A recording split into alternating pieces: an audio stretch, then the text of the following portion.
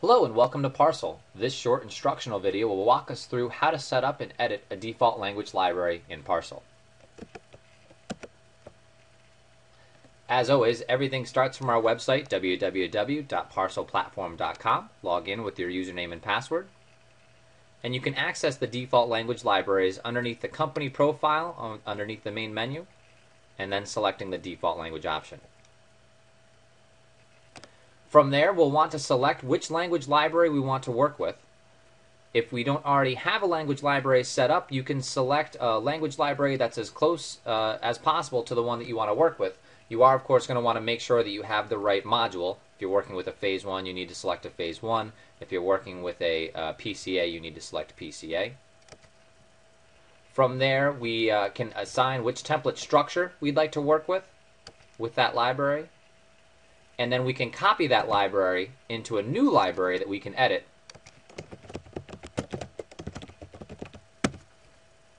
Simply by clicking copy.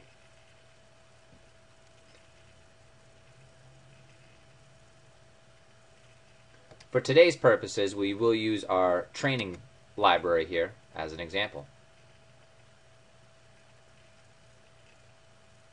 Now you have a few tools across the top. The first being if you actually wanted to generate a Now the library has a few tools across the top here. The first is if you wanted to generate a PDF of this library in case you needed to print it out, redline, mark it up. You can actually delete all the language out of this library and start from scratch. You can copy this library from another library. You can rename this library. Or as I showed you just a moment ago, you can copy this language into a new library that you can rename and edit.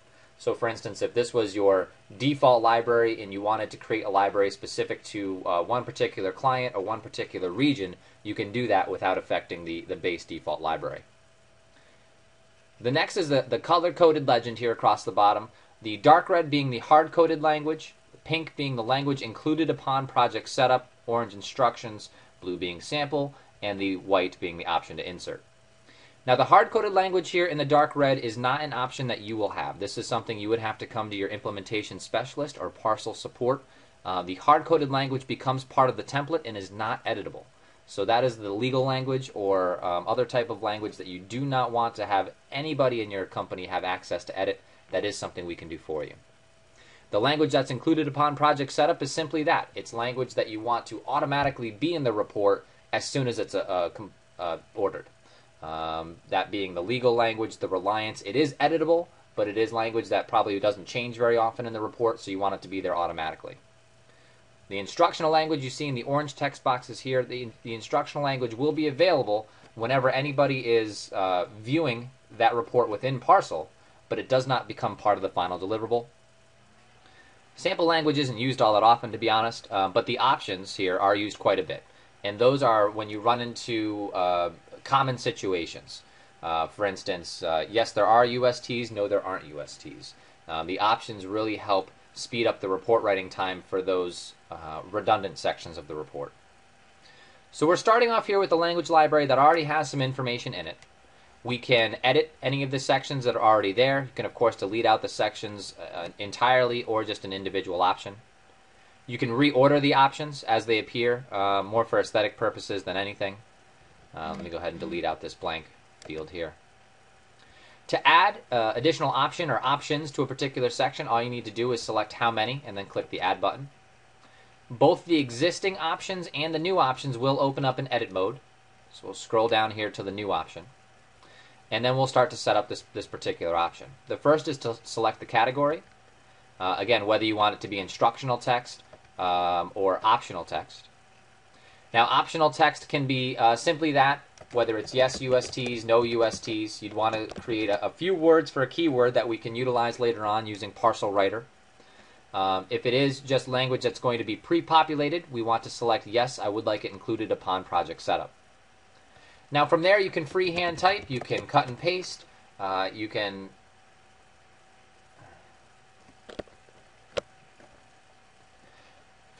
freehand type, you can cut and paste from another document.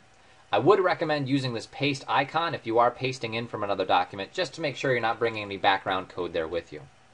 You do have a lot of the options you would with a typical Word document as far as bolding, italicizing, underlining. You can add bullets, you can change the color of the font, whatever you'd like to do. From here, once you're done, you want to check your spelling and save your changes, and you just added a section that will be populated upon project setup. Now, if you want to make any edits, of course, click the edit button, opens everything up there for you, and you can start again. Now, any instructional text that you edit and any optional text that you edit, those changes will become live even for live jobs. So if I was in here and I happen to change the instructional text for section 2.2, if one of my colleagues was working in section 2.2, as soon as their screen refreshed, they would see the change to the instructional language. The same goes for the optional language. If I was to add an additional option here, that same colleague working in section 2.2, as soon as they refresh their screen, they would see those additional optional sections. Now, the sections in pink, the sections that are included upon project setup, are just that. If I was to make an edit here to one of those sections, that would not affect the live job that my colleague is working on. Similar to the hard-coded language, if I was to ask parcel support to make a change to that, that would not be automatically updated in any live jobs either, unless I specifically ask them to do that.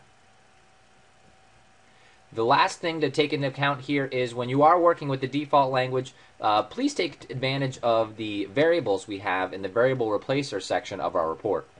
Variable replacer will be talked about here on a separate video, but it is a very good way to include these variables when writing a Phase 1 report. Really helps keep the error reduction and consistency across the report itself. Any further questions on how to manipulate a default language library, please contact our parcel support group.